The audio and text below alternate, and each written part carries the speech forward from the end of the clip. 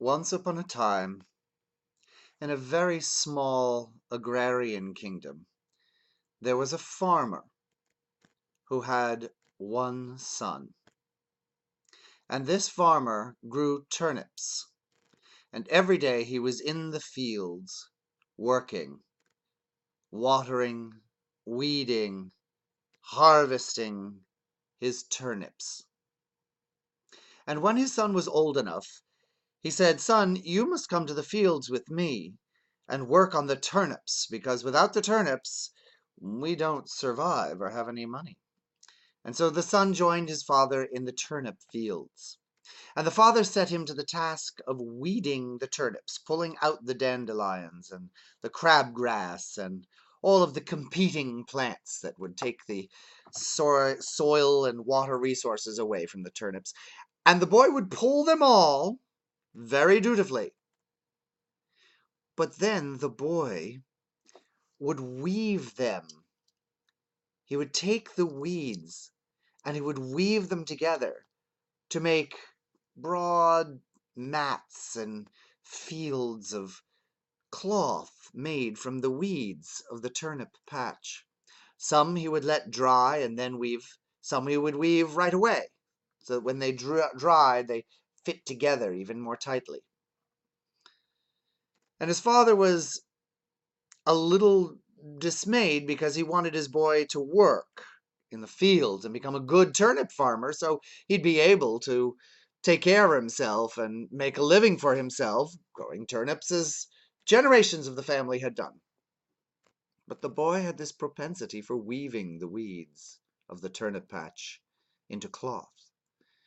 And the father, though a farmer, did have a sensitivity for creativity, and he allowed his son to weave these weeds into cloth. But after about a year or so of this, and time going on, he got very curious about why his son was making cloth out of these weeds. And so one night at dinner, he said, "Son, I've usually thrown the weeds away into the compost heap, but you weave them into cloth. Why?" And his son answered, with a guileless and innocent face, he said, "Father, I'm weaving them into cloth so that I can make dresses." The father said no more. And every day they would go back to the field, and the son would pull the weeds, and then in the afternoons and evenings he would weave it into cloth. Well, years went by, and the son grew to be about 13 or 14 years old, still weaving. But then he started to take the cloth that he had made all those years, and he started to teach himself how to make garments out of it. He made breeches at first, and then hats and shirts, and then he started to make dresses. And his father was just, he could not keep it in any longer. He said, "Son, I have been very, very patient, and I've watched you weave these things into cloth, and I admire your creativity. It's really quite something. And now you've taught yourself to make clothes out of the cloth made from the weeds of the turnip patch. But I have to ask, for whom are you making dresses?" His son was very nervous and did not answer. And the father went back to working in the turnip patch, and the son went back to weeding and weaving, and weeding and weaving, and weeding and weaving, and then sewing. Now the father went and sold some of his turnips at the market. And some of the cruder garments the son would also sell next to his father's turnip stand at the market. He would sell some of his cruder garments, and people seemed to like them well enough. They were fairly workaday. For a garment made out of weeds, expectations aren't too high, but they were inexpensive and people bought them. But he kept making dresses more and more often, and the dresses became more and more elaborate.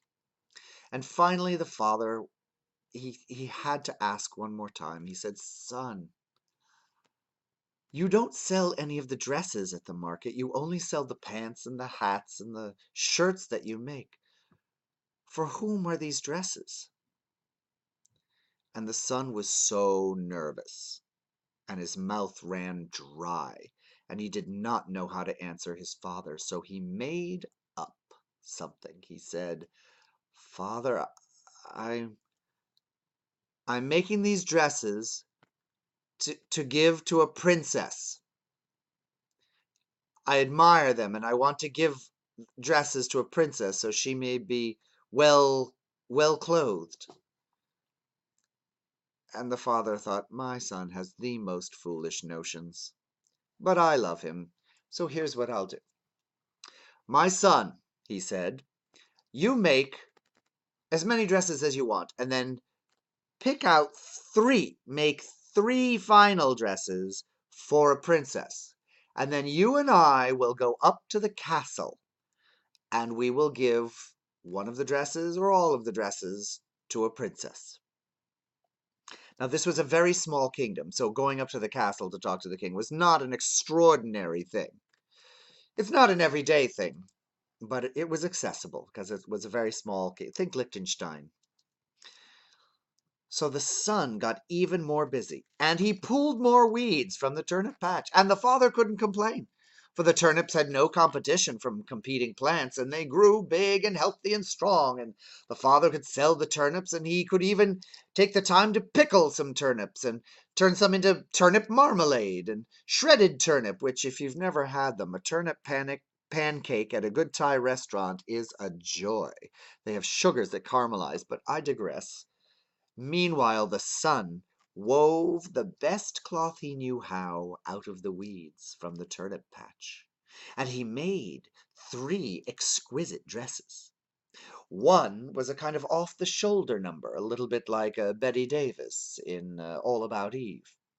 Another was a long tube dress with sort of tendrils off the floor, like Morticia Adams used to wear. And the third was a typical A-line with lamb mutton chop sleeves and then a sort of white tight waist and then an A-line skirt right out down to the floor, sort of a ball gown. And when he had finished them, and he worked on them for months and months, refining every detail until you could hardly tell that they were made from weeds of the turnip patch, you might as well assume that they had been made from the finest flax. And he said, "Father, I've made my three dresses. I'm ready to take them to a princess. And maybe she will want them so much that she will ask me to make more, and I can make dresses all the rest of my life." And the father could hear the sincerity in his son's voice. And he said, "All right, son. I promised you we'd go to the castle, and so we shall." And they went up to the king's castle. And the king was a very good soul, and the king saw them. And they were ushered into the first courtyard of the palace, and there they were given bread and milk. And then, when they'd finished that, they were ushered into the second courtyard.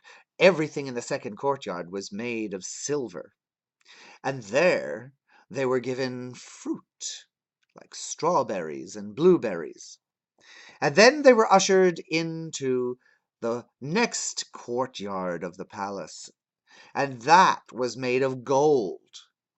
And there they were fed fine delicacies, pastries with rare kinds of cheese and cream. And then they were ushered into the last courtyard of the king's own quarters, the private throne room, the emerald throne room. And everything about them was precious and made from emerald. And there they were not fed anything. They were just given a little water and a little wine to settle the food they had eaten. And shortly they came before the king.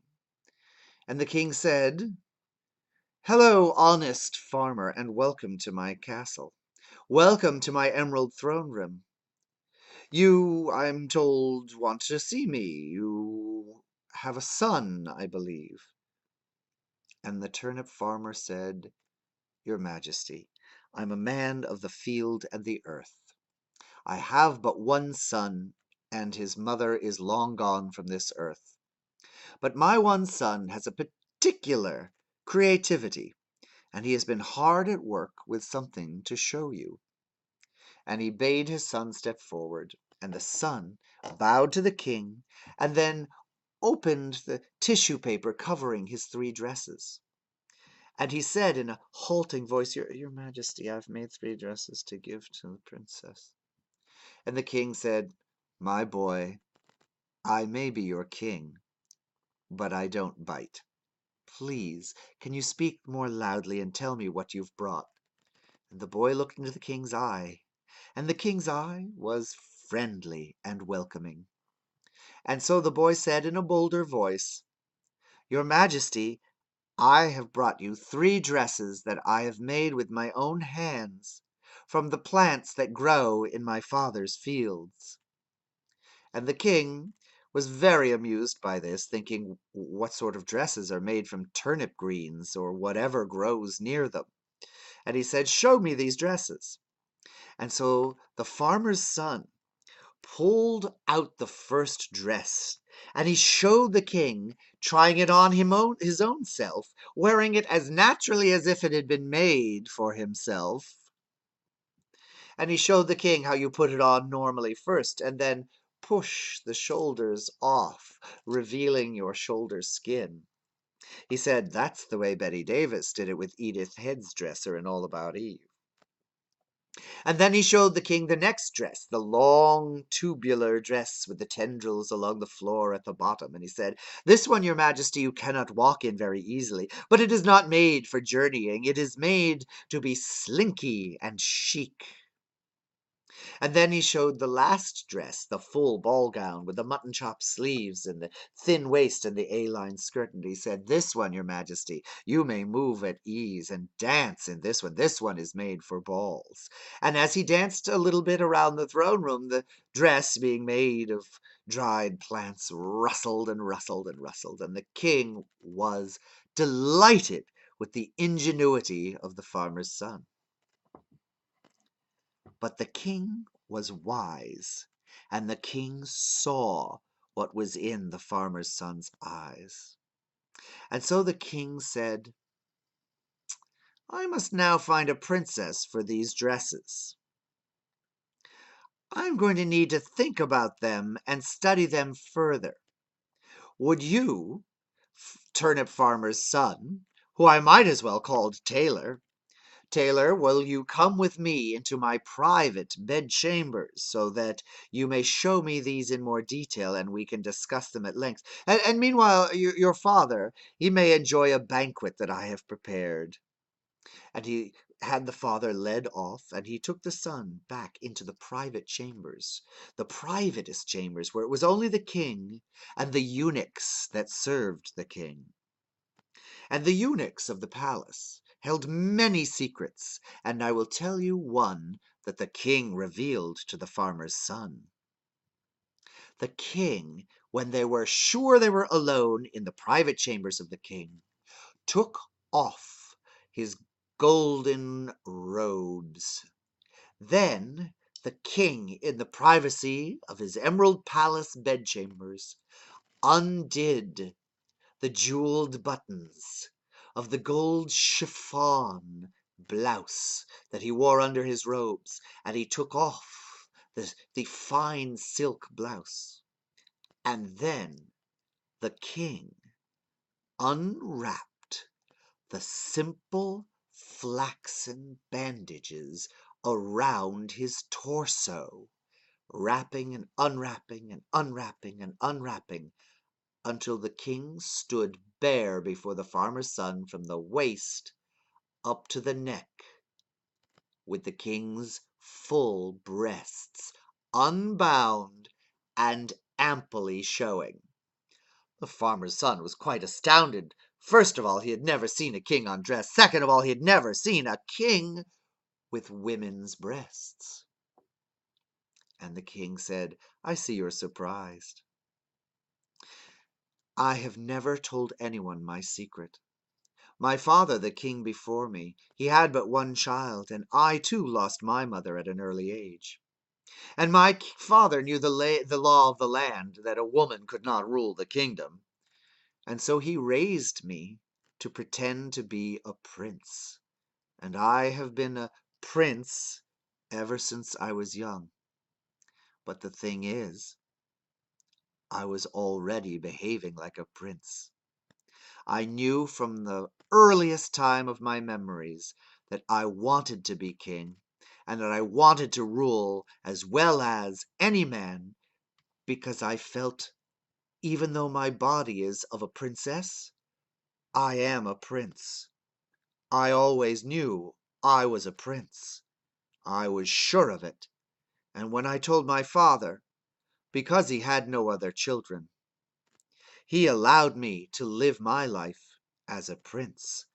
And when finally he died, an old man, he put his scepter into my hands and said, "Rule wisely, my king." And I have been your king ever since. But, son of the farmer, I am telling you this because I see you making dresses out of the reeds that grow in your father's fields, and I see the glee in your expression when you are demonstrating your work to me, and I wonder if maybe you are like me. Well, the child of the farmer was absolutely stunned and absolutely relieved. And the child of the farmer said to the king, "Your Majesty, I am not my father's son. I am my father's daughter. I have known, just like you told me you knew, that I would never be a rough farmhand and a son the way my father expected, that I am a daughter. And I am interested in a daughter's work, and that is why I make these garments that I weave myself. I wish that I could wear these, but I'm the child of a turnip farmer, and I'll be destined one way or another to raise turnips. Either I'll have to farm them myself as his son, or maybe if I get the chance to be a girl, I might marry a farmer who will raise them for me." And the king took the farmer's daughter into his arms. And the king embraced the farmer's daughter, and turned to the eunuchs of the palace and said, "Take these 3 dresses made by this young woman, and I want you to frame them in gold frames and pin them to a canvas backing. And I want you to hang them in a hall with all of the finest paintings of my ancestors. For these are works of art that were made by one of my subjects who is very dear to me." And then he bade his other eunuchs to bring him the clothing that had been meant for him when he was very young, the raiment of a young princess. And they brought a beautiful magenta silk gown, and the king himself put the magenta gown on the farmer's daughter. And the king himself had gold and jade ornaments for a princess's hair. And though it was short, he arranged the farmer's daughter's hair and inserted the implements so that they dangled beguilingly from the hair of the farmer's daughter. And then he brought little gold slippers for the farmer's daughter to wear on her feet. And he said, "Do not fear, for you are very dear to me, and I welcome you to live in my palace as my princess. And you may wear any clothes that you can make out of the fine silks that we have here in the palace."